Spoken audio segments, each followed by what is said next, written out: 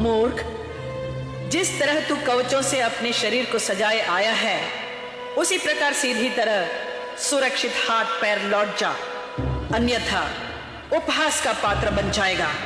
वाह, बहुत बोल रही है। सूप बोले तो बोले, छन्नी क्या बोले जिसमें 72 छेद। अच्छा, तो सूप से चलनी बनकर जाने की इच्छा है तेरी? तेरी ढिठाई का आज अंत है। अंत नहीं, शुभ आरंभ है। अरे कुटिले, रुक, मैं अभी आता हूं।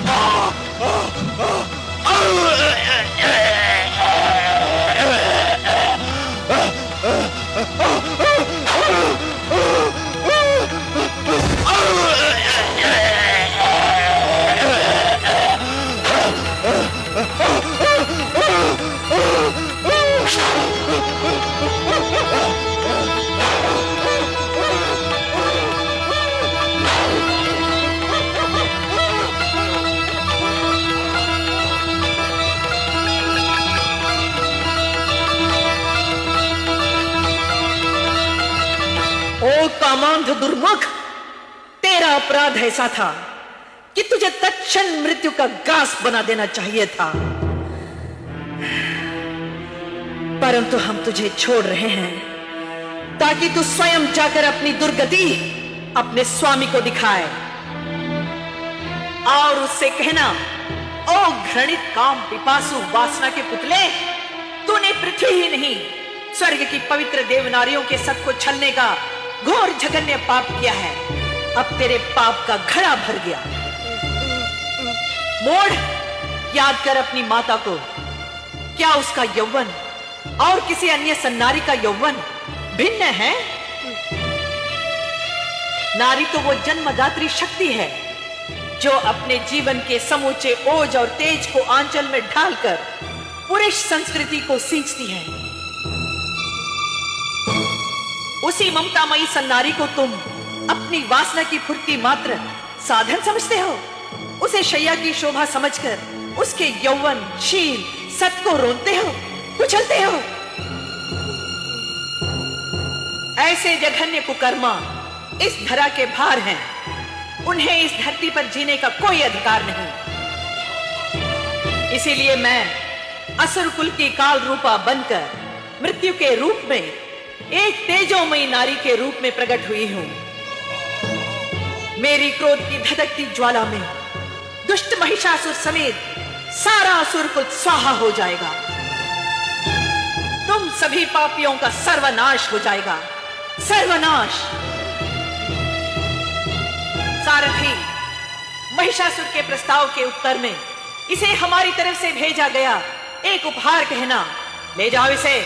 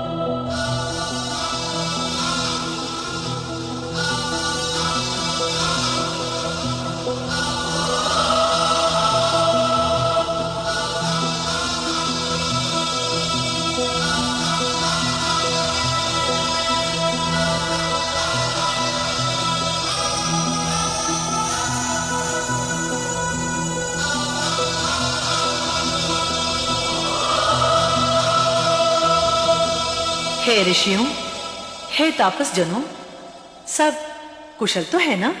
हे बाले, हमने तापस जीवन अंगीकार किया है, तो सुख दुख, कुशल अकुशल का हमारे जीवन में कोई स्थान नहीं है। परंतु हे सुकुमारी बाले, आपने अभी अभी एक भयानक दैत्य को बिना भयभीत हुए खिलौने की भांति मार गिराया। इस बात का हमें महान आश्चर्य है। हे भद्रे, यह आतताई असुर स्वभाव से ही हिंसक और क्रूर है। प्रतिशोध तो इनके रोम रोम में समाया हुआ है। हम तो यह स्थान त्याग कर कहीं और अनेत्र वन में अपनी कुटिया बना लेंगे, परंतु आपको तत्काल यह स्थान त्याग देना चाहिए, क्योंकि वो हत्यारे आपको क्षमा नहीं करेंगे। हे स्वभाव से सबके शुभ चिंतक ऋषि मुनियों, ये सच है कि मैं अत्यंत सुकुमारी, कोमल और लावण्यमयी हूं, परंतु ये कोमल दिखने वाला शरीर वज्र से भी अधिक कठोर है, सुमेरु और हिमालय से भी अधिक पाषाण है। मैं उन दुराचारियों के घोर दंड के रूप में ही यहां प्रकट हुई हूं। परंतु हे देवी, माना कि आप पराक्रमी हैं, परंतु आप अपना ये स्त्रीहट छोड़ दीजिए। कौन किसको मारेगा यह तो भविष्य के घर में छिपा है, परंतु यहां अकारण अशांति स्थापित हो जाएगी और उस अशांति की आग में हम निर्दोष जन व्यर्थ ही झुलस जाएंगे। वैसे भी हम यहां इन दुष्टों के घेरे में 32 दांतों के भीतर सहमी छिपी जीभ की भांति जीवन जी रहे हैं। हम ना किसी के लेने में हैं और ना किसी के देने में। अगर कोई ऊंची आवाज में गर्जना करता है तो हम अपनी आंखें नीची कर लेते हैं। बस दुष्टों द्वारा अकारण आतंक स्थापित किए जाने पर कायरों की भांति नतमस्तक हो जाना, संसार के समक्ष अपने को निर्दोष और सहिष्णु सिद्ध करना गरिमाहीन मनुष्य के लक्षण है। जब भी राष्ट्र पर कायरों की बहुलता हुई है, उस राष्ट्र को आतताइयों ने रौंदा और कुचला है। ऐसी कायरता को शांति, अहिंसा, मैत्री के अलंकारों से शोभित करने वाले मानव संस्कृति और सभ्यता के अपराधी हैं। उन्हें ईश्वर भी क्षमा नहीं करते। इतिहास में वो लज्जा के पात्र बन जाते हैं। अहिंसा, शांति, सहिष्णुता, शील और मर्यादा के मुखौटों के भेष में छिपे कायरों को शक्ति और ओज का पाठ पढ़ाने के लिए ही मेरा यहां अवतरण हुआ है। ए भूमि पुत्रों, अपने अस्मिता को जगाओ, अपने स्वाभिमान और गौरव की रक्षा करो। आतंक स्थापित करने वालों को उचित दंड दो।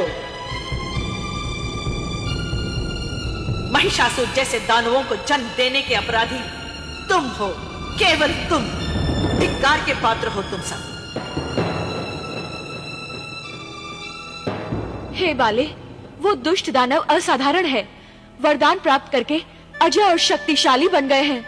बाले, उन्हें प्रतिद्वंदी के रूप में ललकारने वाली आप तो अकेली है, वो भी हमारी जैसी साधारण स्त्री। मात्र साहस की भाषा बोलने से क्या हो सकता है? पुरुषों के सामने स्त्री का अस्तित्व ही क्या है? ऐसा न कहो भद्रे, स्त्री के अस्तित्व से ही इस सृष्टि का अस्तित्व विद्यमान है। ये जो पौरुष का दर्प जग में गर्जना कर रहा है, वो भी तुम ही स्त्री शक्ति के गर्भ में 9 मास रहकर तुम्हारे ही रजकण से पोषित हुए हैं। तुम्ही ने इन्हें जीवन दिया है, परंतु तुमने अपनी सहज कोमल कमनीयता को पुरुषों का श्रृंगार और विलास बनाया है। उनकी वासना का खिलौना बनकर तुमने अपने गौरव को नष्ट किया है। उनकी आश्रिता दीनहीन अबला बनने का अपराध तुम्हारा है।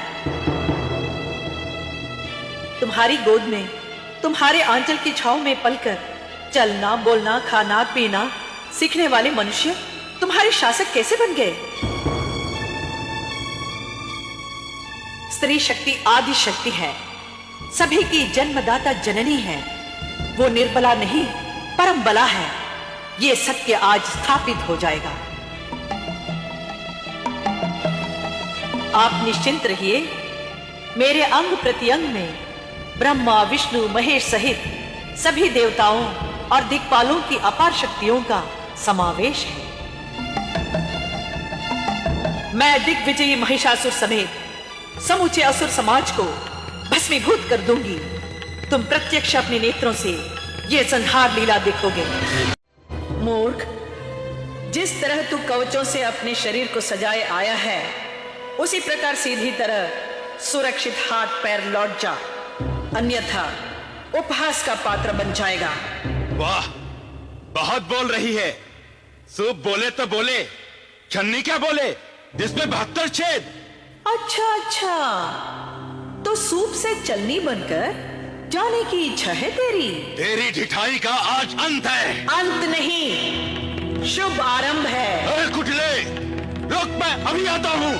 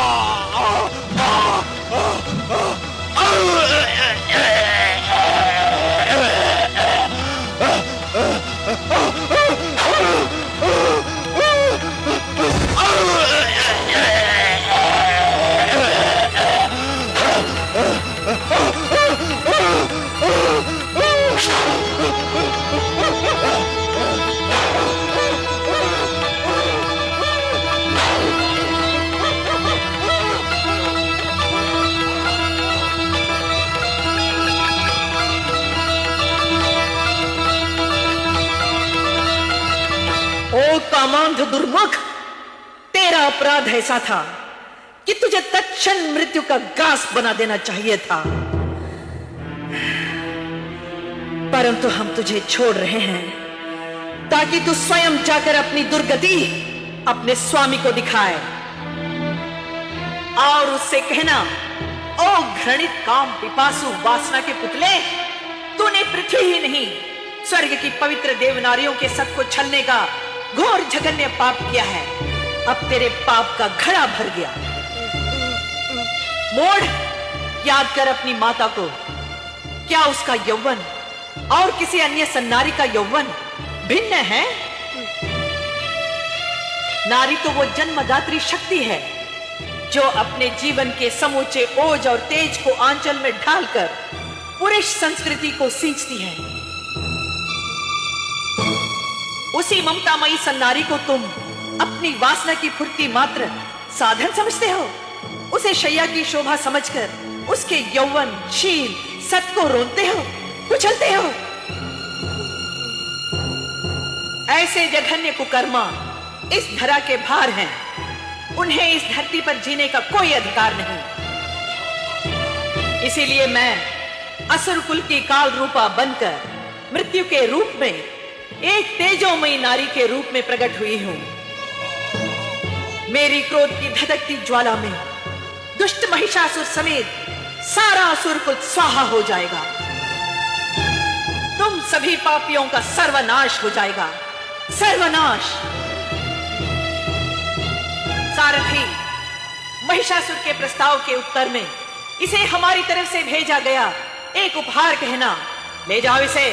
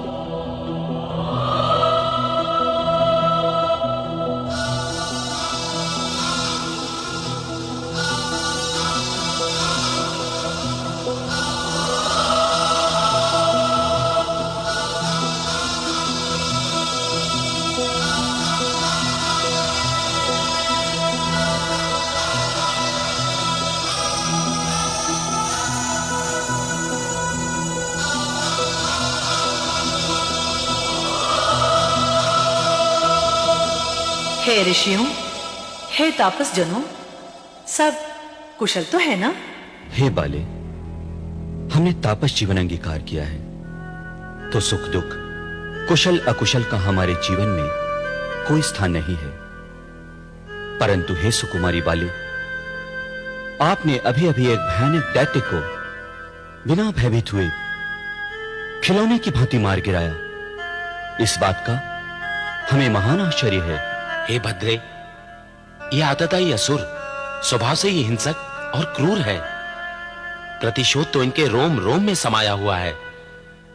हम तो ये स्थान त्याग कर कहीं और अनेत्र वन में अपनी कुटिया बना लेंगे, परंतु आपको तत्काल ये स्थान त्याग देना चाहिए, क्योंकि वो हत्यारे आपको क्षमा नहीं करेंगे। हे स्वभाव से सबके शुभ चिंतक ऋषि मुनियों, ये सच है कि मैं अत्यंत सुकुमारी, कोमल और लावण्यमयी हूं, परंतु ये कोमल दिखने वाला शरीर वज्र से भी अधिक कठोर है, सुमेरु और हिमालय से भी अधिक पाषाण है। मैं उन दुराचारियों के घोर दंड के रूप में ही यहां प्रकट हुई हूं। परंतु हे देवी, माना कि आप पराक्रमी हैं, परंतु आप अपना ये स्त्रीहट छोड़ दीजिए।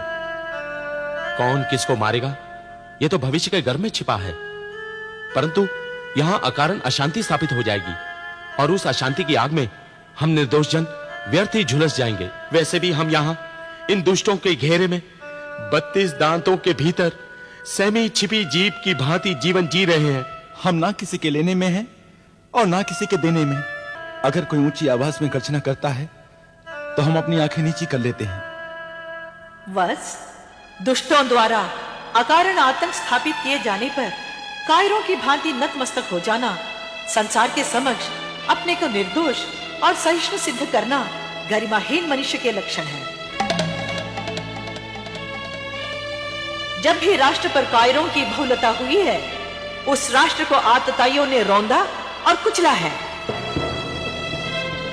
ऐसी कायरता को शांति, अहिंसा, मैत्री के अलंकारों से शोभित करने वाले मानव संस्कृति और सभ्यता के अपराधी हैं। उन्हें ईश्वर भी क्षमा नहीं करते। इतिहास में वो लज्जा के पात्र बन जाते हैं। अहिंसा, शांति, सहिष्णुता, शील और मर्यादा के मुखौटों के भेष में छिपे कायरों को शक्ति और ओज का पाठ पढ़ाने के लिए ही मेरा यहां अवतरण हुआ है।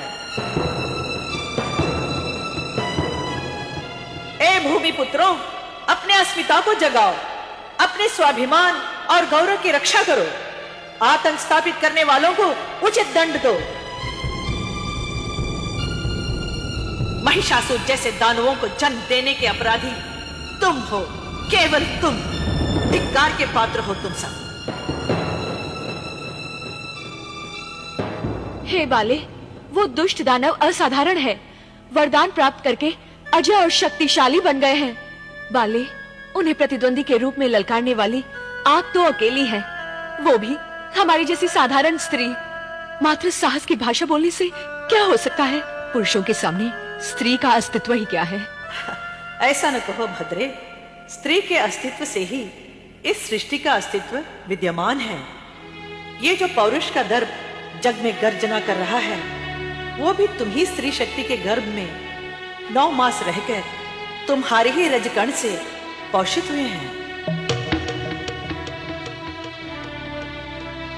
तुम्ही ने इन्हें जीवन दिया है, परंतु तुमने अपनी सहज कोमल कमनीयता को पुरुषों का श्रृंगार और विलास बनाया है। उनकी वासना का खिलौना बनकर तुमने अपने गौरव को नष्ट किया है। उनकी आश्रिता दीनहीन अबला बनने का अपराध तुम्हारा है। तुम्हारी गोद में, तुम्हारे आंचल की छांव में पलकर चलना, बोलना, खाना, पीना सीखने वाले मनुष्य तुम्हारे शासक कैसे बन गए?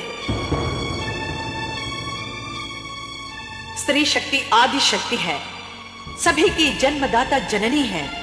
वो निर्बला नहीं, परम बला है। ये सत्य आज स्थापित हो जाएगा। आप निश्चिंत रहिए, मेरे अंग प्रत्यंग में ब्रह्मा, विष्णु, महेश सहित सभी देवताओं और दिक्पालों की अपार शक्तियों का समावेश है। मैं दिग्विजयी महिषासुर समेत समूचे असुर समाज को भस्मीभूत कर दूंगी। तुम प्रत्यक्ष अपने नेत्रों से ये संहार लीला देखोगे।